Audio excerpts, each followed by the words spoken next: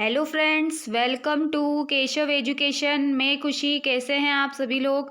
I hope everybody is doing well. तो friends, आज की जो वीडियो है उसमें राजस्थान में 2022-23 की जो आर्थिक समीक्षा है उससे रिलेटेड महत्वपूर्ण 20 प्रश्न हम आपके लिए लेकर के आए हैं।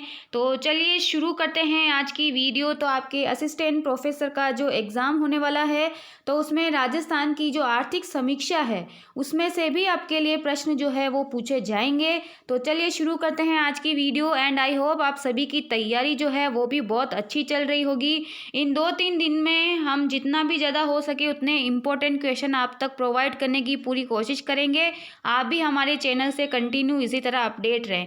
और अगर आप हमारे चैनल पर नए हैं तो सबसे पहले तो आप प्लीज़ हमारे चैनल को सब्सक्राइब जरूर कर लेना और बेल आइकन पर जाकर और पर क्लिक जरूर करना ताकि आपको आगे आने वाली वीडियोस का नोटिफिकेशन टाइम टू टाइम मिलता रहे। और प्लीज़ वीडियो को एंड तक देखिएगा, पूरी देखिएगा, बिना स्किप करे देखिएगा, तभी आपको अच्छी तरह से समझ में आएगा। तो देखते हैं आर्थिक समीक्षा से रिलेटेड महत्वपूर्ण प्रश्न। तो पहला प्रश्न है, राजस्थान में किस एजेंसी को पीएम कुसुम योजना कंपोनेंट ए के क्रियान्वयन की जिम्मेदारी दी गई है, जिसमें 0.5 मेगावाट से 2 मेगावाट क्षमता तक के सौर ऊर्जा संयंत्र स्थापित किए जाने हैं। तो प्रश्नों को अच्छी तरह से पढ़ना है आपको। इन्हीं तरह के प्रश्न, इसी तरह के प्रश्न आपको देखने को मिलेंगे और इनमें से भी आपको प्रश्न देखने को मिलेंगे। तो एंड में कमेंट सेक्शन में ज़रूर बताइएगा कि आपके 20 प्रश्नों में से कितने प्रश्न सही हुए हैं। तो 4 ऑप्शन है इसमें आपके सामने, प्रश्न को अच्छी तरह से आपको पढ़ना है। तो यहाँ पर जो है ऊर्जा संयंत्र स्थापित किए जाने हैं, तो उसकी जो आप अगर देखें तो जिम्मेदारी किसको दी गई है, तो ये जिम्मेदारी दी गई है राजस्थान अक्षय ऊर्जा निगम लिमिटेड को। तो ये यहाँ पर इसका बिल्कुल सही जवाब होगा। एंड आई होप कि आपको आज की वीडियो, आज के जो प्रश्न हैं वो भी ज़रूर पसंद आएंगे। अगला प्रश्न देखते हैं। राजस्थान राज्य राजमार्ग विकास कार्यक्रम तृतीय परियोजना के अंतर्गत 801 किलोमीटर लंबाई के 11 राजमार्गों का उन्नयन किस एजेंसी द्वारा वित्त पोषित है? प्रश्न थोड़े बड़े हैं, आपको अच्छी तरह से पढ़ना है, इसलिए मैं ज़्यादा आपका टाइम वेस्ट नहीं करूँगी। ऑप्शन जो सही है उसी पर ही हम बात करेंगे। तो यहाँ पर इसका सही जवाब क्या होगा? तो यहाँ पर जो है राजमार्ग विकास कार्यक्रम जो है, तो यहाँ पर इसकी देखें हम तो विश्व बैंक जो है, ये यहाँ पर इसका बिल्कुल सही जवाब होगा, जिसके द्वारा वित्त पोषित है। ये यहाँ पर इसका सही जवाब है। अब बढ़ते हैं हम आगे की तरफ। कमेंट सेक्शन में एक ओके का साइन जरूर सेंड किया करें ताकि जिससे पता रहे कि आप हमारे चैनल से कंटिन्यू अपडेट हैं।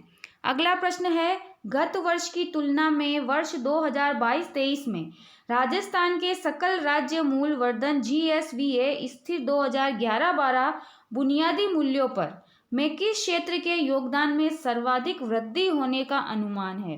तो वो क्षेत्र कौन सा है? तो वो क्षेत्र आपको इसमें बताना है। तो वो क्षेत्र है सेवा क्षेत्र। ठीक है, ये यहाँ पर इसका बिल्कुल सही जवाब है। प्रश्नों को अच्छी तरह से आप एक बार नहीं 2 बार वीडियो देखेगा, लेकिन प्रश्न आपको अच्छी तरह से पढ़ने हैं और उसका उत्तर आपको अच्छी तरह से ध्यान में रखना है। इन्हीं में से ही आपको देखने को मिलेंगे प्रश्न।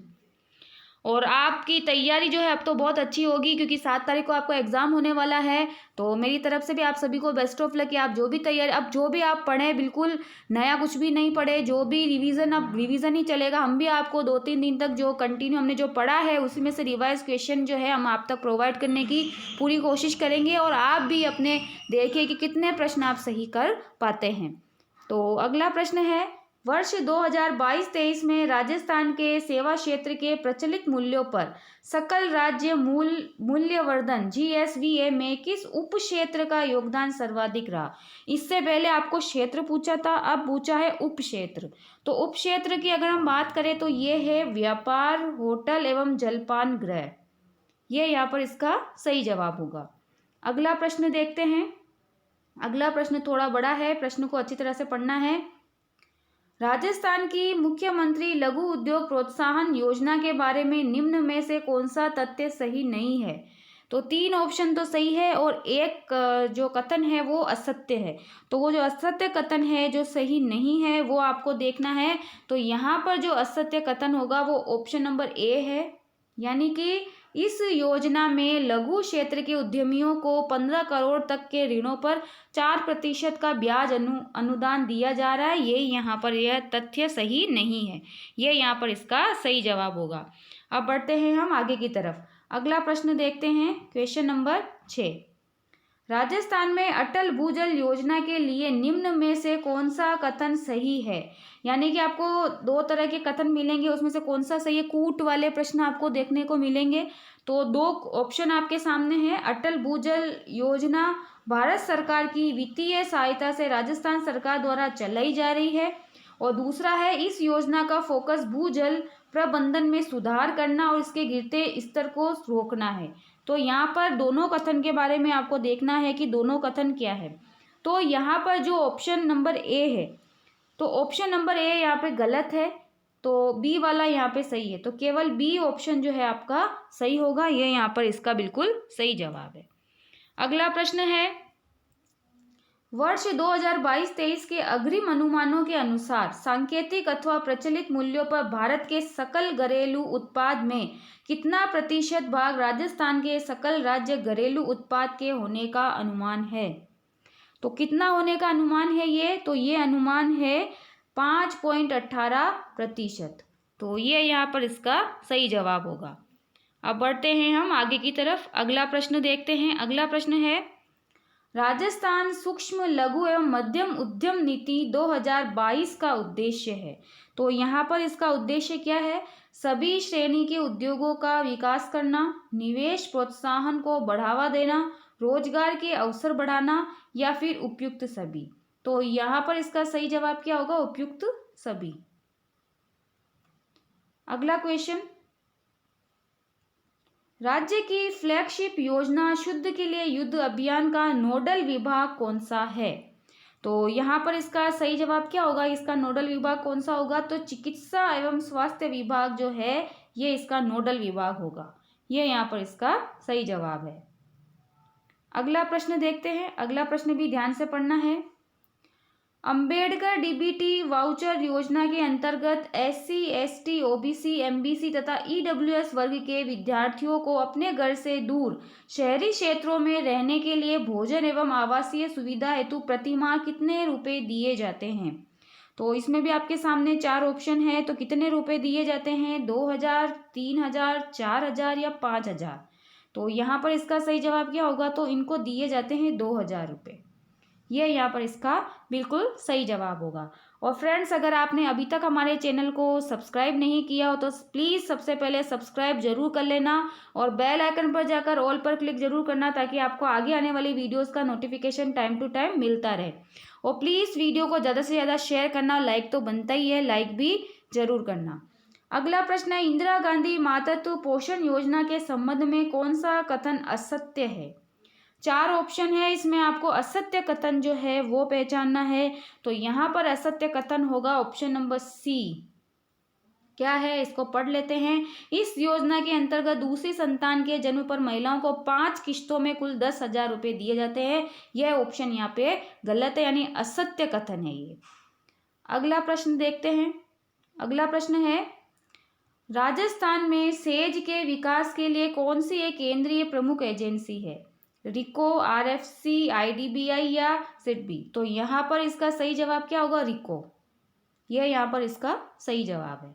अगला प्रश्न देखते हैं। अगला प्रश्न है, राजस्थान के नागरिकों की समस्याओं के निवारण हेतु शुरू किया गया राजस्थान संपर्क के लिए हेल्पलाइन नंबर है। तो वो हेल्पलाइन नंबर कौन सा है? 198, 108, 181 या 111? तो यहाँ पर इसका सही जवाब क्या होगा? 181। ये यहाँ पर इसका बिल्कुल सही जवाब होगा। क्वेश्चन नंबर 13 में ऑप्शन नंबर सी जो है बिल्कुल सही जवाब है। अगला प्रश्न देखते हैं।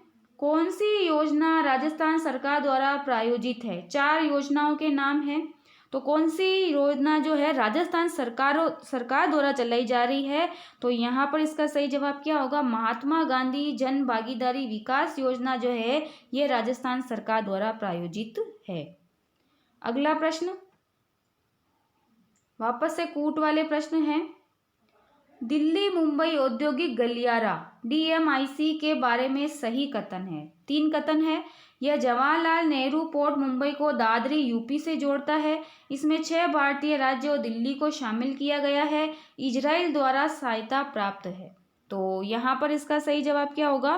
तो यहाँ पर इसका सही जवाब होगा ऑप्शन नंबर बी, यानी कथन हमारा 1 व 2 दोनों सही है।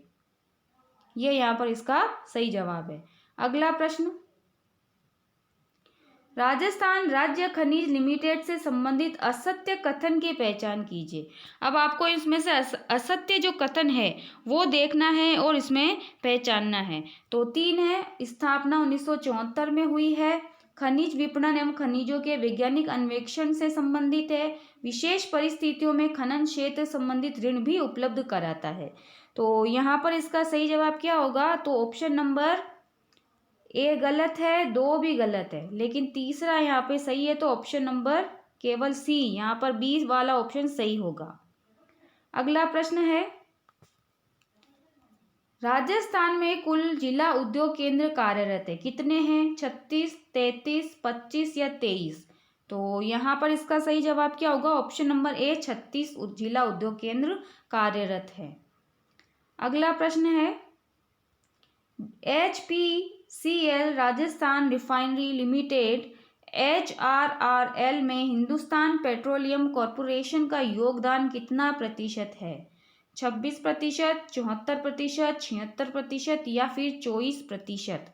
तो यहाँ पर इसका सही जवाब क्या होगा? ऑप्शन नंबर बी 74%, यानी 74% है योगदान।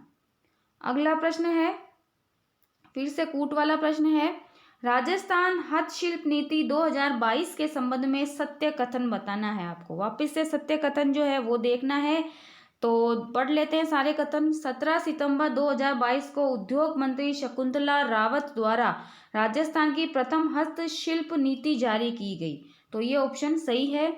मार्च 2026 तक लागू रहेगी, ये भी सही है। और उद्देश्य विलुप्त होती परंपरागत हस्तकलाओं को पुनर्जीवित करना, ये भी सही है। तो ऑप्शन नंबर डी, यानी उपरोक्त सभी ऑप्शन यहाँ पर बिल्कुल सही है।